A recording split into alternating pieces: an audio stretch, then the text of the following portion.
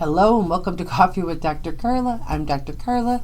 And this is Emmy, and we are so glad that you're here with us today. Our goal today is to talk about some mental health related issues and hopefully start to end the stigma surrounding them. So when I first met you, you shared with me that you were certified in sound healing. And so I get myself all excited. And so why don't you share with people, what is this? What is it all about? Yeah, so it's interesting because there are technically different types of sound healing. Some people do performative sound healing, and some people do more emotional, physical, healing instead of just maybe a concert or an event. Okay. The biggest difference between the two is actually the intention that you bring into the space. Okay. Yeah. Does that make sense? Yeah, it does. So for performative, our intention is to entertain or to bring joy to people. And, if we're going for the other, we're looking for shifts or changes kind of within that person that we're working with. Yes. That's a great way to put that. Yeah. All right. So I'm sure I'm sure you've heard this many times or been asked this many times, really, sound can heal? How does that work? Yeah. We hear sounds all day long. Why aren't I healed? Right. Yeah. That's a great question. Right. That would be easier. It would be lovely. Wouldn't it? So again, I do think part of that comes from the intention.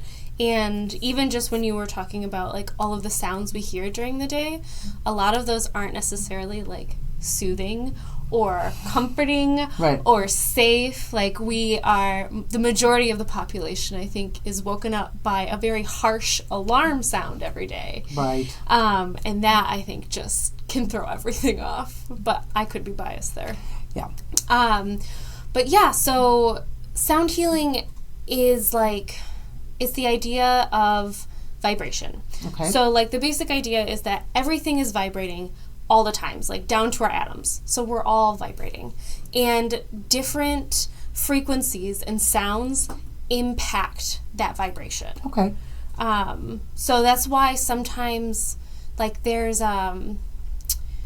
actually something I believe in the K-pop world that's the happy beat. Okay. And they literally will integrate it into songs because people get hyped up, they get active, they get excited, and they get addicted to songs. And that's part of the reason, in theory, that K-pop songs are so popular because they're such an earworm. So they're playing on your body's natural reaction to that tempo or that way of delivering sound. Yeah. Okay. Interesting. It's insane. Yeah.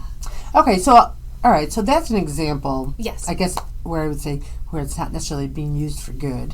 I guess it's different. If you're the artist, then of course you're going to make lots of money. So that's awesome. But but when we think about mental health, then how might we use sound in that arena? Because I don't think I'll be a K-pop star anytime soon. So yeah. Fingers crossed. Who knows? Yeah. How to use it in the mental health arena. That's actually something I try to do as an intern here at the Cognitive Clinic. There are different modes that you can use, modalities. People use voice. Fun fact, I think we've talked about this, but humming is actually sound healing. Yep. It is self-soothing. It is your body getting back to the right rhythm, and it's a coping strategy.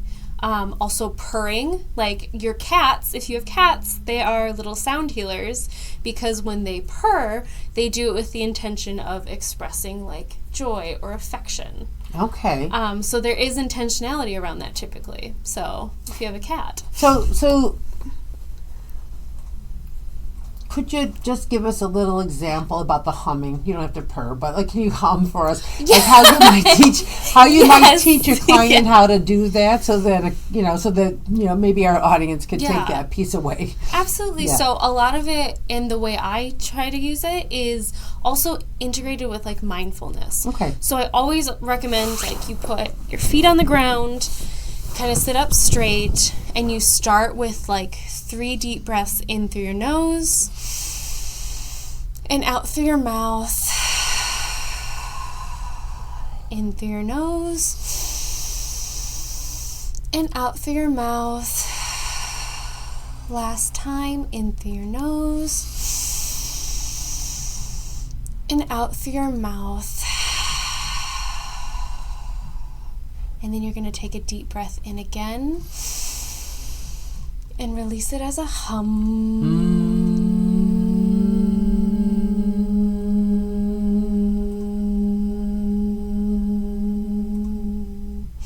And it's so that vibration, that note, like your body, I don't know if you could hear it, but we started off on different notes and we ended up attuning and adjusting to each other. Okay. And that is actually a very interesting reaction, because sometimes people will be like, no, this is the sound my body needs. Sometimes it's like a harmony, sometimes it's a match. Like, it really depends on the energy and the vibration in the room. Okay.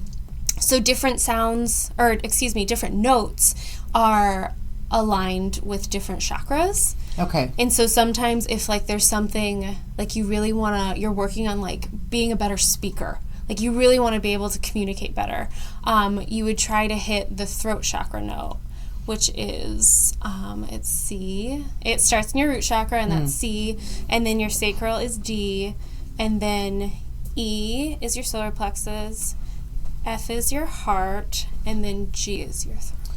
Okay.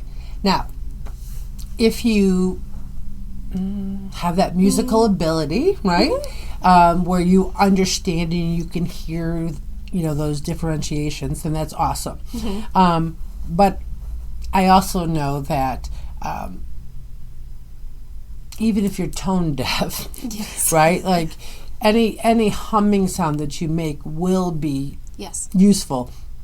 And what you were alluding to in the beginning is that whatever that sound ends up being is usually what your body needs anyhow. Yes. So, while I don't want people to be turned away from, being able to incorporate such a simple yet useful coping mechanism, just because we talked about different notes, right? Yeah. So I could sing like 2 notes and they're not even good. So if I knew I had to match a note, this wouldn't be my thing. But I know for a fact I don't have to match notes. And so humming is humming. Whatever that turns out to be works. Now, does it matter how loud you hum or anything to that nature? Great question. Not that I know of. Again, though, I think it really comes from like knowing your body. Okay. And in that moment of like grounding, like asking it what it needs. Like, what is your intention? Like, what do you need from this short time that we have? Right. And let's get it out. Let's readjust. Let's be in this moment. All right. I mean, there's so much to sound healing, and I'm glad we were able to get to, one really tangible piece that anybody can incorporate, no matter how old you are. That humming is a perfect piece to kind of get started. So hopefully you guys will all give it a try and see what you think. So remember, you can change your thoughts, discover your potential, and transform your life by focusing on being the best you possible. So until next time, keep working on being the best you. Bye.